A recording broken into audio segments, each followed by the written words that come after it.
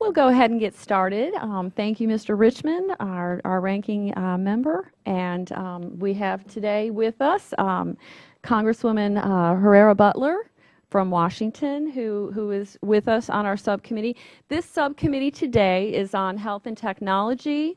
It's the House Committee on Small Business, and the title of our subcommittee hearing today, dealing with health IT, is Not What the Doctor Ordered, Barriers to Health IT for Small Medical Practices. Good morning to everyone. Thank you all for being here. Thank you to our panel. We have two panels today, so I appreciate everyone's input. I call the hearing to order. And again, thank you, witnesses, for being here today, Ms. Trudell and Dr. Mashari. And I would just like to start off by saying that I just truly appreciate your participation. This is a very important issue for our healthcare providers and healthcare across our country. Health information technology is the computerized management of health information.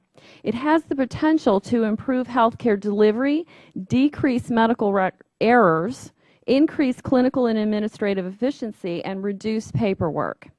Studies have shown that adoption of health IT is becoming more common, but the transition is a slow one.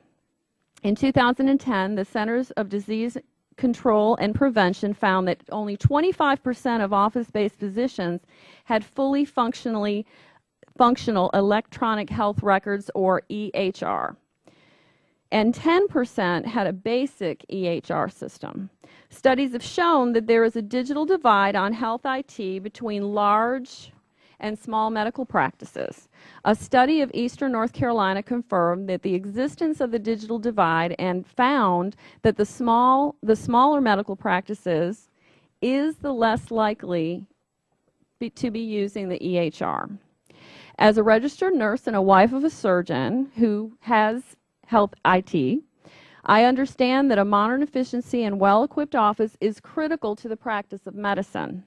Health IT offers promise to all medical professionals. However, financial, legal, and technology barriers prevent many, particularly small practices, from moving forward on EHRs. This issue is critical because almost 60% of office-based physicians work in practice with fewer than 10 doctors. In fact, the small practice is said to be the best indicator of the success of EHRs because it is likely to be the last to widely adopt the technology. Since 2009, many physicians have received Medicare incentive payments for e-prescribing Part D medications. Beginning this year, doctors are eligible for Medicare and Medicaid incentives under a separate program if they demonstrate meaningful use of electronic health records.